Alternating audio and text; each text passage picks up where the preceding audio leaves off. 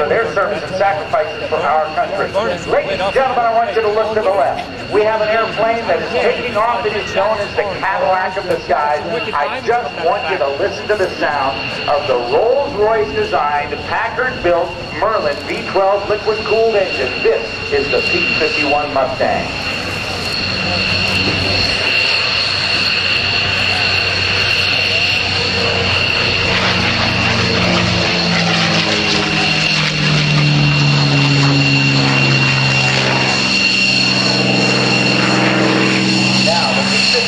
Extends out to the right, being flown by retired U.S. Navy Captain Dale Snodgrass. We'll tell you more about Dale, but here comes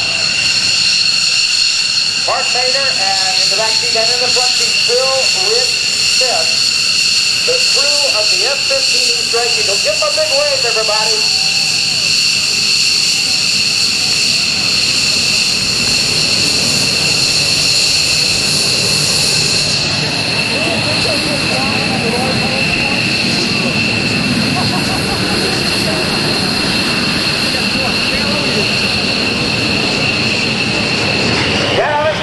Dragging his wing almost on the ground. Here comes Dale Snodgrass again, going right by the F-15D Strike Eagle.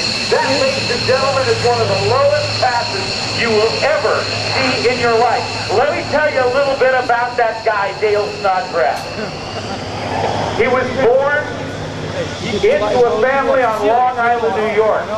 His dad was a test pilot. He went to the University of Minnesota on a Naval Reserve Officer Training Corps scholarship.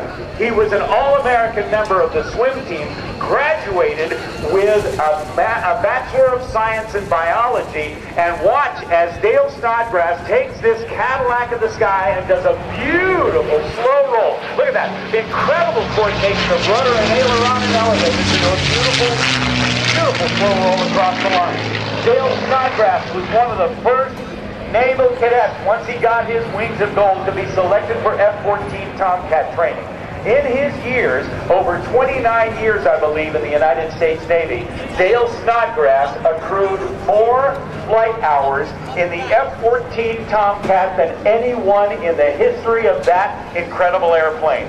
The F-14 Tomcat, you may remember from that movie Top Gun back in 1985 or 1986. The star of the movie Top Gun was the F-14 Tomcat. It co-starred Tom Cruise.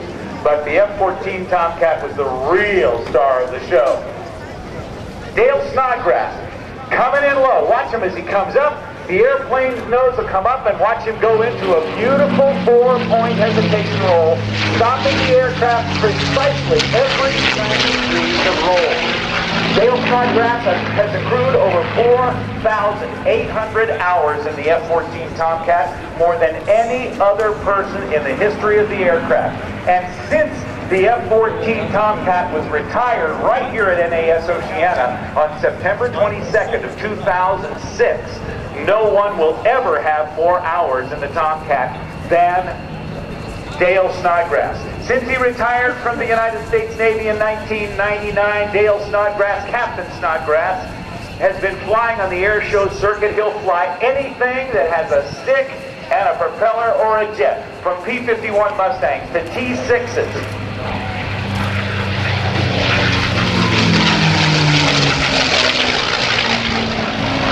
To F-4U Corsairs, F-5 Scotia Tigers, P-40 Warhawks, P-47 Thunderbolts, anything he can get his hands on. And I just wanted you to have a chance to hear the incredible sound of this Merlin engine.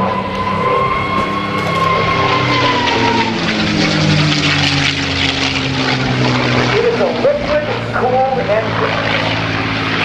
As I told you earlier, North American Aviation delivered the Mustang design to the Royal Air Force back in 1940. When the Royal Air Force wanted North American to build Curtiss P-40 Warhawks under license, North American Aviation said, no, we'll build you something different. And they knew something about wing design that they had gotten from two different sources. The National Advisory Council on Aeronautics, and also from a trip to Germany in 1938, before the beginning of World War II, they learned a little bit about something called laminar flow. And this is the wing. Listen.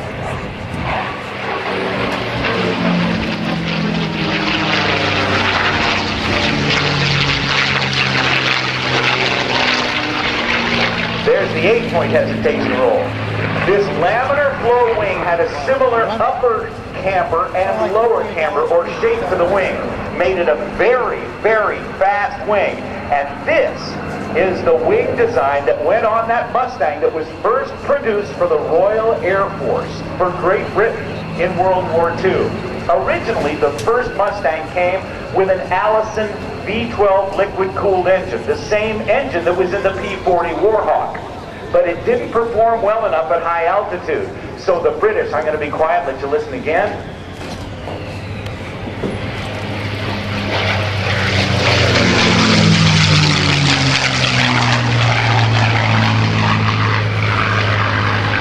So the British decided they would make a modification of the Mustang that they originally got. They took a Rolls-Royce Merlin V12 engine that they were using in their Hurricanes and Spitfires, and also the Mosquito and the Lancaster bomber, and they put it in the airframe that North American Aviation provided, and the Mustang was born. More V12 Merlin engines were manufactured by the Packard Motor Car Company in New York than by Rolls-Royce. So here we have an American airframe with a British design engine manufactured in America, and this was known as the Cadillac of the skies.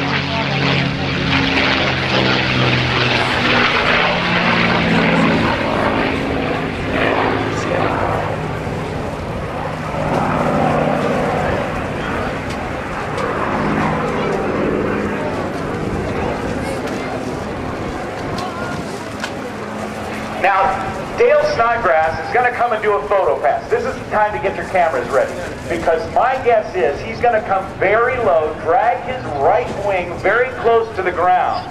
By the way, the airplane you see here is from Warbirds over Long Island, owned by Chris Baranaskas. Here comes a photo pass. Watch Dale as he puts this wing down within about 10 feet of the ground.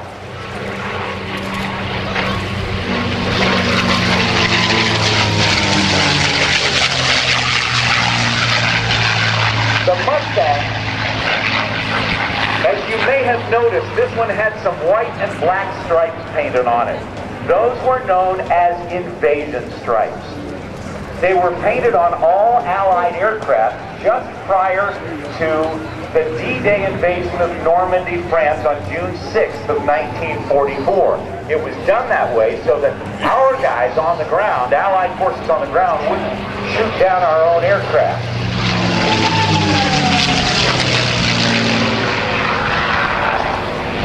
One of the unique design characteristics of the engine, not only is it a liquid-cooled engine, like with a radiator like we have in our cars, but the radiator scoop is located back behind the cockpit on the bottom of the aircraft. It was thought that it would cause a lot of drag.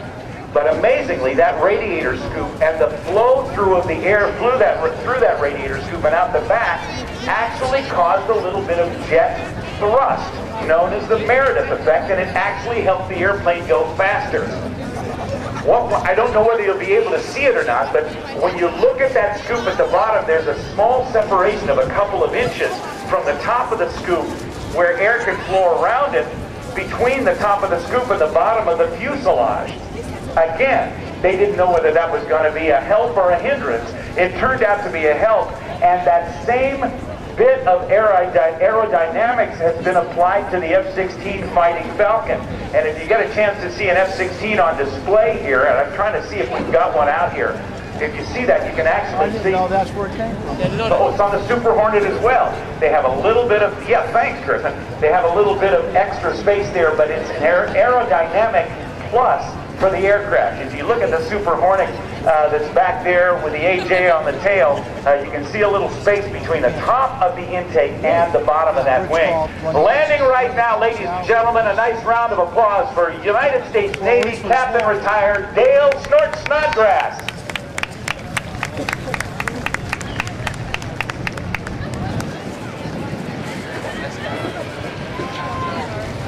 B-17s and the B-24 Force, the heavy bombers, with 10 airmen in each of the airplanes, over to their targets in Europe and escort them back and keep the Luftwaffe fighters, the Messerschmitt Bf-109 and the Focke-Wulf